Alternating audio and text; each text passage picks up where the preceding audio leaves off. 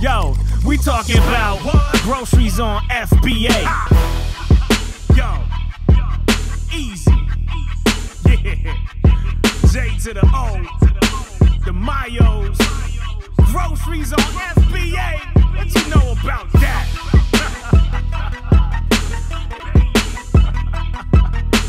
Step your game up, suck it. All right, hey everybody. I had a pretty awesome week. I hope you did. I've been on vacation for about 5 days.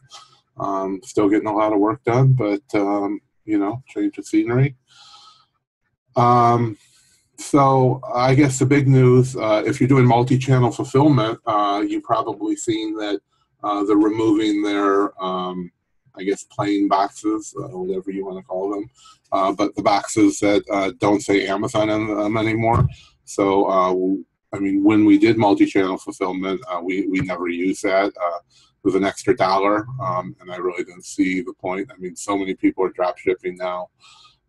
I think that so few people were using the service that that's probably why they got rid of it. But you know, if you have an issue with that, you might want to look into other ways of doing your fulfillment.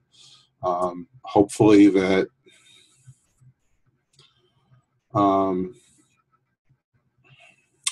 you know, hopefully you know, you're not wasting a whole lot of time doing multi-channel fulfillment and listing on eBay or you know, any of that, you know, kind of stuff.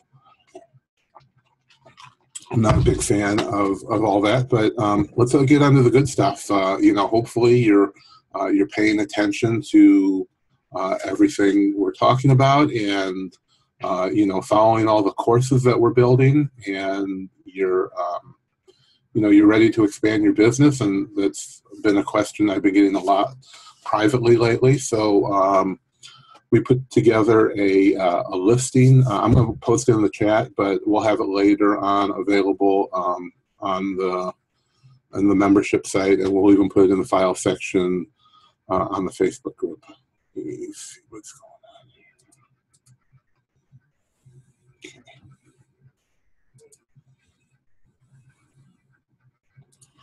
Let me grab this here. So just so you can see what's going on.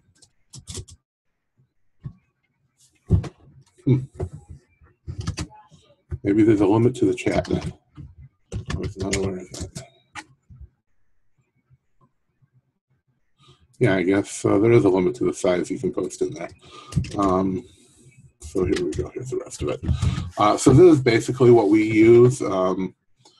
Obviously, you're going to need to change it. We do use for job searches. We usually post them on Indeed, and you get a ton of new ones. I'm looking at the site right now. I'll post the link, but right now it says there are 856,711 new jobs posted in the last 7 days. So, you know, there's a ton of people posting. Usually get, you know, up to a couple hundred applications. And I'm not going to waste a whole lot of time worrying about that, but you can find your way through the site. It's a good place to hire from, good place to look for jobs. Hopefully you never, ever do that again. But hopefully you do have a need to hire. And, you know, I think we've covered most of the main points here. And when you're ready to hire people for your warehouse, this is mainly for warehouse work. You know, even if your warehouse is your garage, or, you know, you've taken that step to open a new warehouse, it's very important to get the right kind of person. And mainly it's somebody that's going to meet, you know, your needs, and somebody that you can deal with. Usually the people are going to do the work, but the problem when you have issues dealing with the people, that's when it becomes a problem.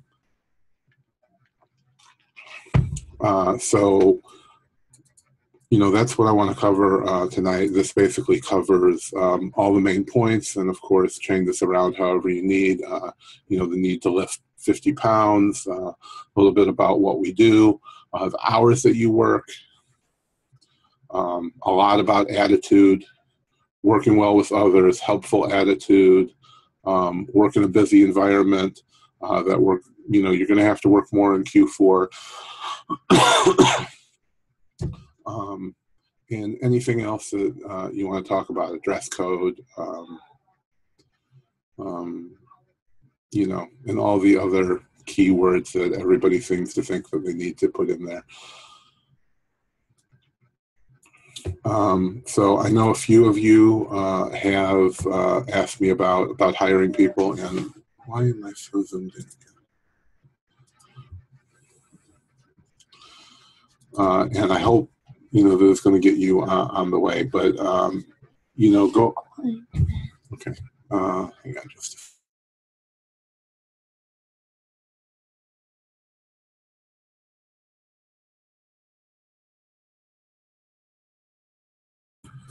Okay. So, of course, we've hired a lot of people, and the main thing that you need to understand is that you need to be prepared to fire somebody before you ever think about hiring them. Because if you're afraid to fire somebody now, you're going to get stuck paying somebody to do a crappy job, and none of us want that. You want to do things that are going to make your life easier, make your job easier. You didn't quit your job or trying to quit your job or start your own business so that you could tape boxes. Like Jim Cockrum says, it's not. I was just reading his book while I was on vacation again, The Silent Sales Machine. So, it kind of stuck in my head that you didn't start this business so you could be taping boxes. And it's not because you're better than that, but it's that, there's a lot more important things that you could be doing with that time. You could be sourcing, you could be finding better ways to source, you could be finding other ways to make money, developing another stream of income. But you don't want to be paying yourself $7 to $10 an hour to tape boxes and put stuff in a box. That's not what we started our businesses for, and I haven't done that in a very long time.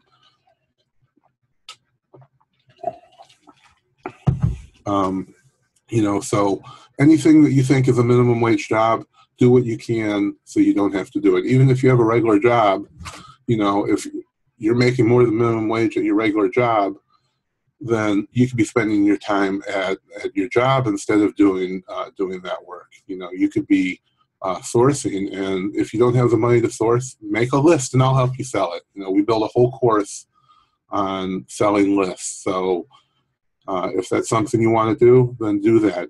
You can put together a list in a half hour or less, and that list is going to be worth a lot more than the $5 it would cost somebody for packing boxes at that time. Does anyone have any questions on anything, hiring or any other issues with your business? We'll be happy to go over anything. That's what this is for. If not, I can probably talk about hiring people all day long, but if you're not ready to hire somebody, I really don't want to waste your time on that either. But hiring somebody should, I waited a long time to do it, and it was one of the biggest mistakes I made. And no matter if it's hiring a VA to make your sourcing easier, or hiring independent contractors. So it varies state by state, and that's a big issue. But most of the things that we do are not going to be independent contractors. You can make them sign something, but when it comes down to it, they're not really an independent contractor. You might be able to get away with it for a while, but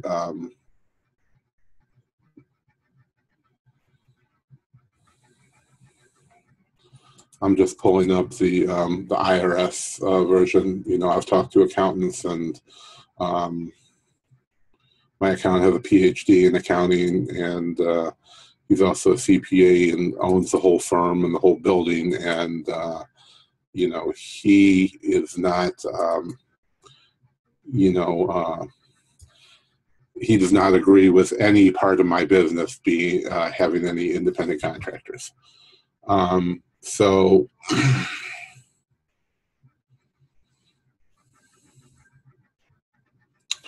people such as doctors, dentists, veterinarians, lawyers, accountants, contractors, subcontractors, public stenographers, or auctioneers who are in an independent trade, business, or profession which they offer their services to the general public are generally independent contractors. However, whether these people are independent contractors or employees depends on the facts in each case. The general rule is that an individual is an independent contractor if the payer has the right to control or direct only the results of the work and not what is done or how it will be done. The earnings of a person who is working as an independent contractor are subject to self-employment tax. So obviously, you know, we don't want to pay any more than we have to. But in no way, in my view and in their view, is the people that we hire going to be independent contractors. If they're working in your warehouse, they're not an independent contractor. So for example, if you said, I have these boxes and I need them packed and sent to Amazon, if you give them no more instruction than that, they could be an independent contractor. But if, as it says, the payer has the right to control or direct only the result of the work and not what is to be done or how it will be done. So if you train them, teach them, show them how you want it done, then by definition from the IRS, and I will post the link right now, they're not an independent contractor, unfortunately. If you're an independent contractor, you're a self-employed. To find out what your tax obligations are, visit the Self-Employment Tax Center. If you're not an independent contractor, or you are not an independent contractor, if you perform services that can be controlled by an employer, what will be done and how it will be done. This applies even if you are given freedom of action. What matters is that the employer has a legal right to control the details of how the services are performed. If an employer-employee relationship exists, regardless of what the relationship is called, you are not an independent contractor, and your earnings are generally not subject to self-employment tax. However, your earnings as an employer may be subject to FICA and income tax withholdings. So, you know, it's not very fun, but that's what the rules are. Of course, those are from the IRS, and that's not one from any local state, so that should apply to everyone. You know, but I really don't see how, you know, a warehouse worker would in any way apply to being self-employed. Or being an independent contractor, as you said, Kate. I hope that answers your question. Hiring an independent contractor is, you know, simpler than hiring anybody else because, you know, it's a business. It's a business that's doing a service. Now, on Wednesday, we're going to be doing doing something with Free Up. We're going to have a webinar. Before I forget, it's going to be at 8 o'clock on Wednesday. So you were probably already invited to it. If not, you can look at the events at the top of the Facebook page. And that's going to be a company that might be helpful for you, because if you're hiring a company, they're the ones that are dealing with this contractor. You're hiring a company to do a service, and then that company is going to worry about paying their employees to do that service. So in that case, even if you're using something like Upwork, the same thing's going to be true. So if you hire somebody on Upwork, you're paying Upwork, and then they're dealing with those contractors. So again, they're not employees of yours. They're, you're hiring a company to do a service, and then they're paying their employees or independent contractors, or however they have that worked out. And that's not your anything for you to worry about. Now, FreeUp is a lot like Upwork, and if you haven't heard me talk about it before, I'll show you a little bit about what they do. I've talked to a lot of people who use them. We don't actually use them yet. I was just talking to the owner earlier today. And let me go ahead and share my screen.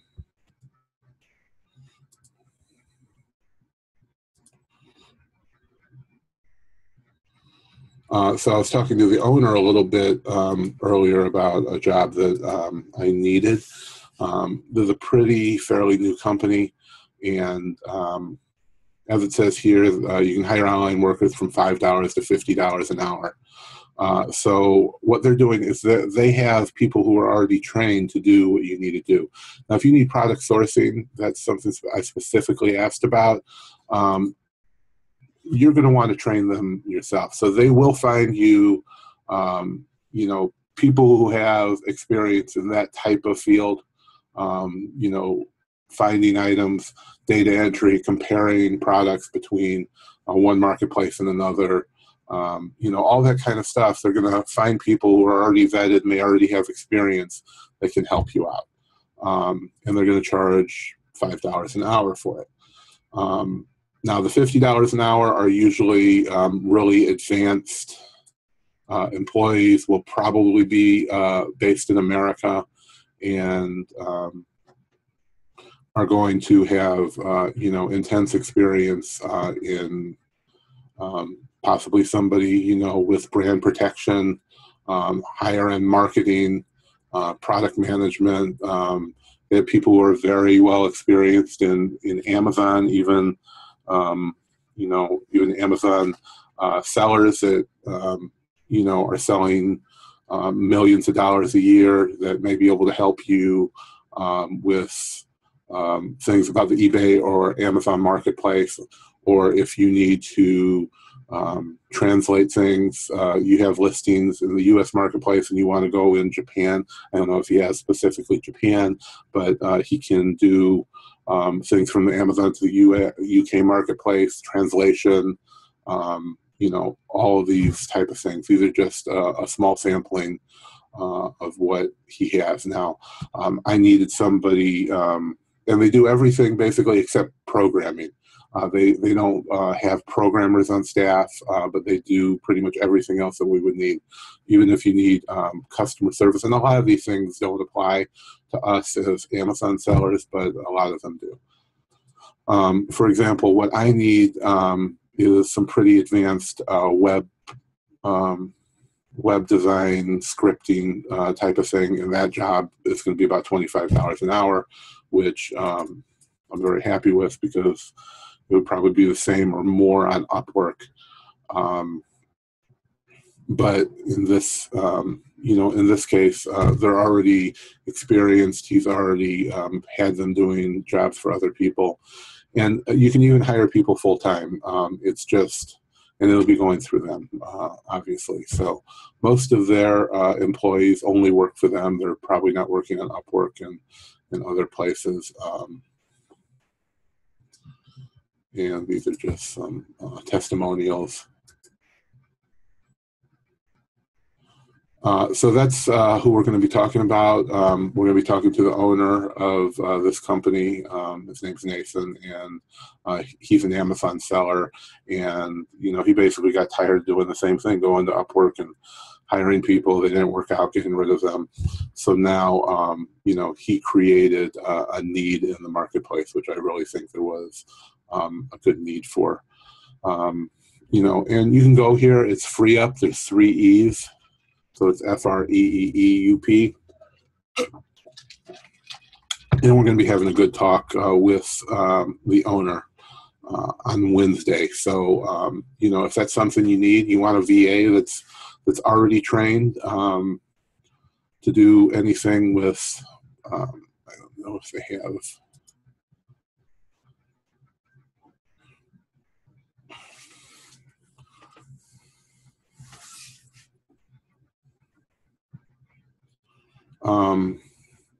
So they have people that can help with metrics, Seller Central, help you with your reports and customizing reports and dealing with customers, optimizing your inventory, you know, everything you see here.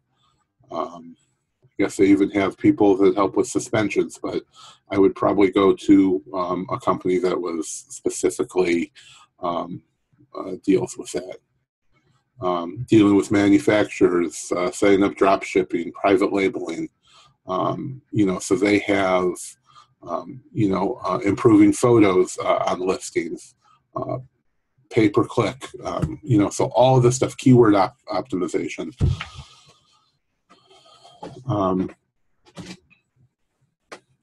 So they have people that can help with all of this stuff, anything that you may need. And I think it's going to be really good, be able to save us a whole lot of time. And I've got several ideas for employees that I'm going to be trying them out with over the next couple of days.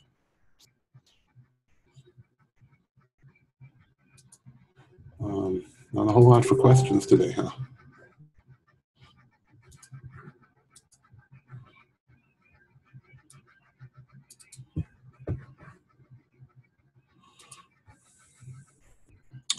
Okay, so, and I really don't want to wrap this up after 30 minutes, but if nobody has anything you want to go over, we have added a, if you haven't been on the Mastermind membership site recently, we just built a tactical arbitrage that we talked about. We're starting a course in tactical arbitrage, and we've also built one on Keepa, and Keepa is really one of the most important things that you need to learn for your Amazon business. See sales history, rank history, pricing. If you're doing Amazon flips, then that's definitely going to be, you know, something that you want to look at,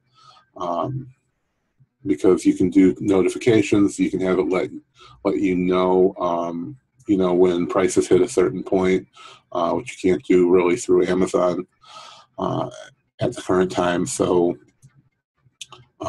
you know, we've covered basically everything we use in Keepa. And of course, it's all built in. If you just go to the, you go to the Mastermind page, you know, log in, SeanMayo.com. And if you go under Mastermind Basic, there's all the courses that we've done. And there's also some more courses under your Mastermind account, wherever that is. And we've also added a lot to, if you're worried about restricted brands, restricted items, then you can definitely see a list of hundreds. It's the most complete list that we've seen so far. And we're constantly updating that as well. So if you're worried about buying things that are brand restricted, then that's definitely something you want to look into. You know, we add things to it almost every day. So, you know, definitely take a look. It's all part of your membership you're already paying for. So you should really be taking advantage of that. If there's anything that we haven't covered that you need help with,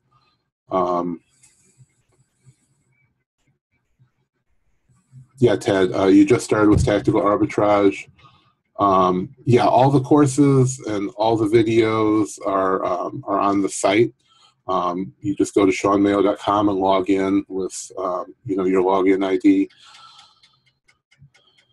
I'll just show you. Let me switch over here real quick. So what I had up already is there's a Gumroad course if you're looking to, especially if you're using tactical arbitrage or OA X-ray. There's a course we built on creating your own sourcing list, similar to the ones we occasionally post that other people have created, as well as ourselves sometimes.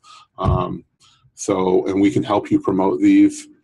So if you're interested in that, you can see that course under Mastermind Basic.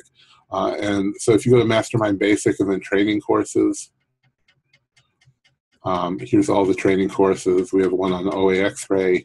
We have one on tactical arbitrage, Keepa, the Gumroad list one, and we have a basic training course. But if you're a Mastermind member, a paying member, which you all are, then everything in the one that says Mastermind Basic Training Course is in the regular Mastermind course. So you go to training, Mastermind course.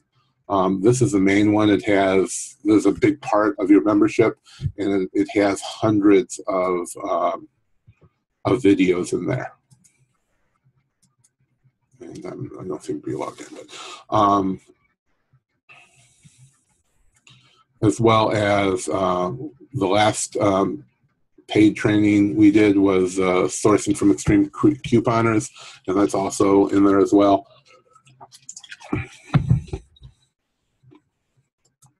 I do need to log in. I'm not logged in. It does time you out after a while, so just log in so I can show you everything that's in here.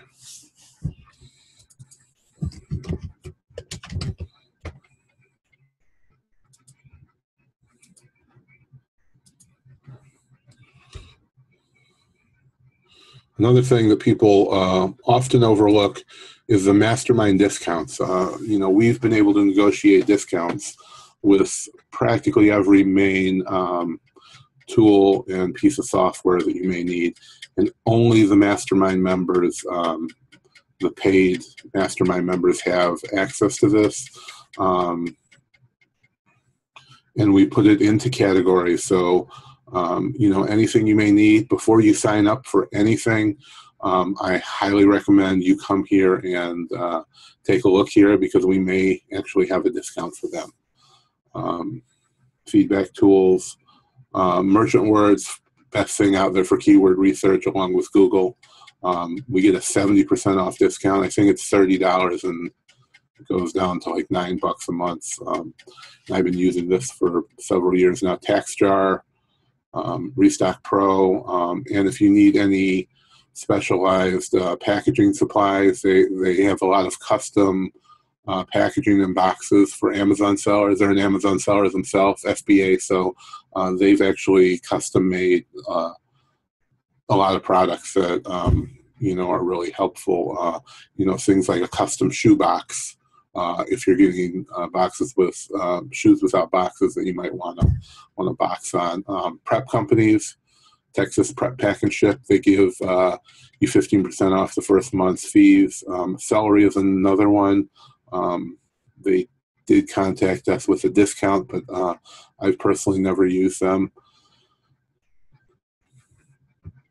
So you know, there are a ton of discounts, and you know, if you're new to or fairly new to selling on Amazon, you want to know the kind of things that we use.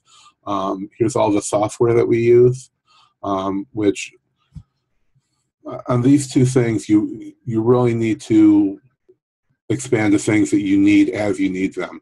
Just because we're using, you know, all this software doesn't mean you should be. You know, we test them, so you don't have to waste your time and money going through these tools.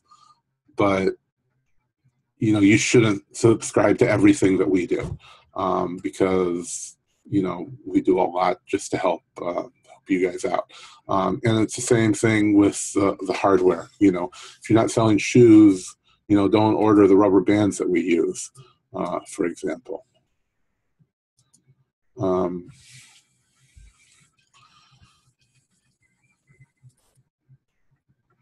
You know, and we use OA X-ray and we use tactical arbitrage, and we use a lot of other tools, and, you know, at least a dozen different Chrome extensions. But, you know, should you be using all that? Maybe, but probably not. So, you know, OA X-ray may be enough. Tactical arbitrage may be enough. You know, and they both have things that work great for what they do, but they don't both do the same things that everything's do. Tactical arbitrage is a lot more hands-off and automated. So if you're still working a full-time job and you don't have time to do a whole lot of sourcing, then tactical arbitrage may be better for you. But if you want to do specific searches on look for a certain brand name, OA X-ray may be better, because tactical arbitrage usually only looks at category ID. So you can look at the whole category, but you might not be able to do a specific search. But that really depends on the store. So, there's pluses and minuses for each tool. And this is mainly all the software. You'll see a lot of software here that's, also in the discounts. But this is what we use, and the discounts is the things we got discounts on. And the same as with the tools. I mean, of course, if you're not using Scotty peelers and you have labels to remove, then everybody should have that. These rubber bands are the ones we use for, holding our shoe boxes together. We don't tape them. We don't put saran wrap on anything ever, and don't suggest you do that. We use these. I don't specifically use these exact bags, but if you want self-seal suffocation warning bags, then these are probably the ones I recommend, but it's an example of, the kind of thing that we would use. We actually don't use self-seal bags or suffocation warning bags. And I've talked about this before. We use zip top bags. There's a lot less waste. These stick together, and we put our own suffocation warning stickers on. But this price gun labeler we use, if you don't have things that have expiration dates, if you're not selling health, beauty, or grocery, you may not need a label gun. But of course, we sold 40,000 of those last year, and so we definitely need those. All the labels, the scanner, the printers we use, the printing labels, tape guns. We use a 2 and a 3-inch tape gun. So we use this for taping products, and the 3-inch we use for taping boxes. So if you're putting more than one piece of tape across a box when you're packing your shipping boxes, then you shouldn't be, you should start using the 3-inch tape. It does cost a little more. You have to have a separate dispenser. But if you're running 3 or 4 or 5 pieces of tape to make sure your box is sealed, then you should really look into getting a 3-inch tape gun, because we've sent thousands of boxes now with one piece of tape going across the seam. That's it. No sideways seam, none of that. No H seams to cover every hole. We use one piece of tape on each side, and that's it with the 3-inch tape dispenser. We do go from tape to tape, so it won't come off on the cardboard, but that's all we're using. When we're taping boxes up, or we have the larger bags that we need to tape up, we're going to use a 2-inch tape gun for that.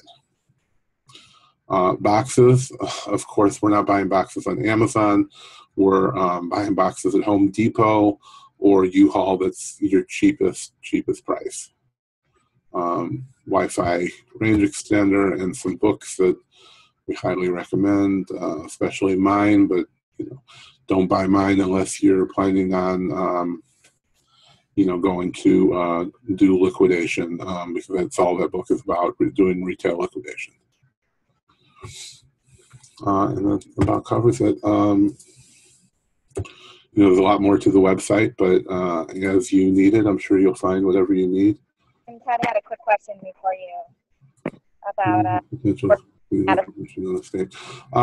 so liquidation is a lot of hard work. You have to bring it to you personally. You can't send it to a prep center. You need to investigate every item. We do a lot of liquidation. What state are you in, Ted? I mean, I love liquidation. Okay. Washington State. Yeah, so I really don't know of any liquidators in Washington State. My book is actually on retail liquidation, what a lot of people would call scratch and dent stores. So they're buying the same liquidation that people are buying by the truckload. they buy a truckload and they put the stuff out on their shelves and they sell it. And when somebody buys it, they put some more out to replace it.